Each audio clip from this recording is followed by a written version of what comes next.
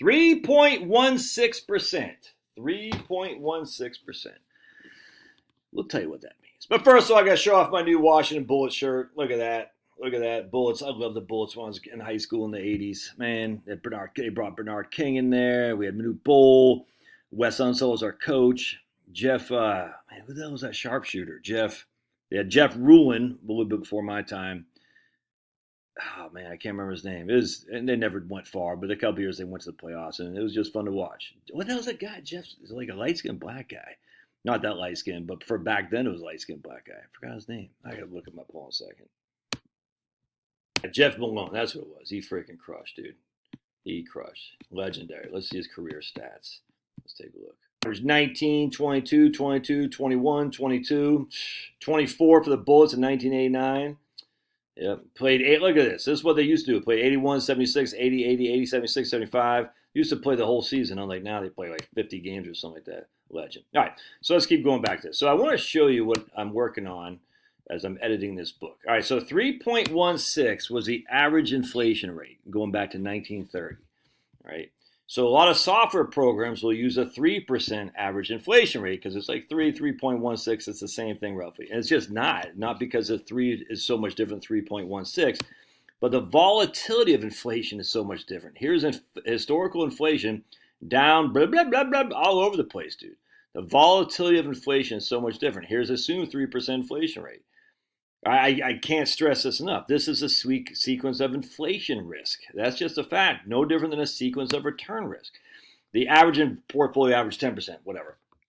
And so you're going to sit there and say, I get 10% on average. But that's where the 4% rule came to show people that if you were pulling a fixed amount of money, adjusting it with inflation, assuming, let's just say average in portfolio is 10%, you're pulling 8% out, adjust with inflation, which is what Dave Ramsey recommends, you're going to be bankrupt, dude, because the investments don't just give us a 10% each and every year. And this is what drives me crazy about Dave Ramsey not acknowledging his idiocy on that.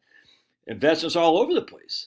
It's a sequence of inflation risk, sequence of return risk. So let's go down here. Actual inflation. So if we got $1 million in 1929. We're going to take 4% a year adjusted for actual inflation or 4% a year with a fixed 3% inflation. Remember, 3.16 is what inflation has been from 1930 to 2024. So we're saying, yeah, it's pretty close. Watch what happens.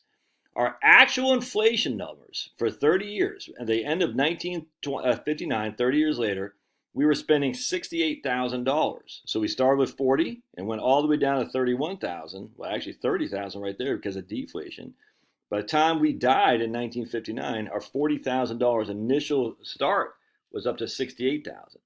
If we use a 3% fixed, we suppose we needed that's 50% more basically than what the actual numbers were.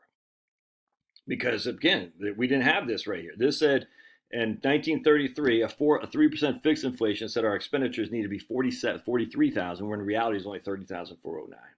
And this is one of the benefits of using historical rates of return and inflation, by the way, because it combines both the real rate of return and real inflation rate. Whereas Monte Carlos, again, Right Capital, all the software is out there. They use a fixed inflation rate, no volatility, no standard deviation, and they use a volatile rate of return. It's crazy. It's crazy. It's so doggone frustrating. And I brought this up to a bunch of guys in my business who are pretty well known guys, and they're all not poo-pooing it, but they're like, I get you, but the average inflation is 3.16, the fixed inflation is only 3, not that much different, blah, blah, blah. I was like, no, you're missing the point, dude. It's not average, it's volatility. That's what it is. Anyway, so we come down here. That's from this during the deflationary era from 1930 to 1959. Now let's go into the inflationary era. Here again, we're using a 3% fixed inflation. Here we're using actual inflation. Again, we have $1 million. We're pulling 40,000 out. It's 4% withdrawal rate initially, adjusted for inflation. If we use just a fixed inflation, by the time 1990 comes around, after 30 years, 34 years, 24 years, something, not right here. 1995 comes around. That's after 30 years. We're only spending $94,000. Oh, ironic. That's the exact same amount right there. Interesting. So 30 years at a 3% fixed inflation gives you both $94,000. But unlike here, where with a real inflation starting in 1930 to 1959, we're only spending 68,000, and here during the inflationary time, we're spending 193,000, more than double what a fixed inflation rate said. So both those scenarios, here you're dead, you're bankrupt because you're saying, oh, 3% fixed inflation, no big deal. This scenario, if you use a 3% fixed inflation, you're going to be working too much longer because you don't need anywhere near that kind of money. And that's a drawback, but not understanding the sequence of return of inflation risk in your portfolio. You can't do that. Now, again, how do you offset that? Well, the whole point about what I always say is the idea that your spending is going to go up each and every year with a fixed rate of return is there's just no evidence of this. It's just not. And so that's an aspect of retirement planning that you have to look at. Say, this doesn't work with a 3% fixed inflation. I mean, it gives us a starting point for sure, but it doesn't work in terms of the reality that's there. So that's why you got to redo your retirement plans every couple of years, if not every year, because you got to say, I just got to keep making sure that I'm tracking. Because again, if I'm just using, it's like I was talking to this guy the other day. They did their wills, I don't know, 25 years ago or something like that. I said, no, you got to update those, man. When you did 25 years ago, you still had minors. Now your kids are all grown and they're good to go. You don't want to put, in my opinion, we talk about it, we don't want to have a trust drawn up from a will, a pour over will, that says, hey, at the end of the day, we're going to put stipulations on when my kids can have the money when they're 25, 35, or 45. I said, I mean, you might want to do that. I don't know. But you might want to revisit this because what was good last time is not necessarily good this time. And the same thing with your inflation numbers.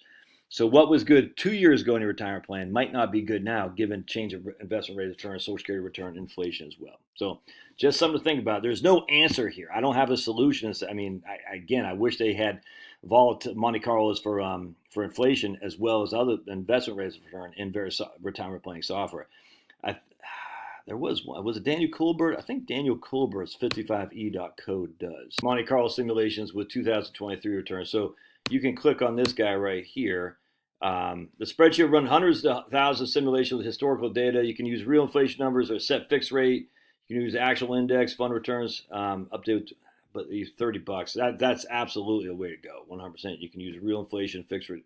But I thought he had something else in here too. You could run Monte Carlos. I think you can still run Monte. Yeah, you can run Monte Carlos with updated inflation with a variance inflation thing too. That's the only software I know. But anyway, this is 55e.co. I'll put the link in the show notes. I don't get paid from Daniel, but if you want to buy it, you should, because you'd be crazy if you didn't. You'd PayPal right there. All right. Anyway, just be advised. You heard it here first. Your old buddy Josh. No one else to talk about this stuff. Smash the like button. If you haven't fondled the like, or if you haven't fondled the like button yet, smash it, fondle it. If you haven't subscribed, what are you doing, dude? What are you doing? Come on. You love the Washington Bullets. All right. God bless. We'll see you.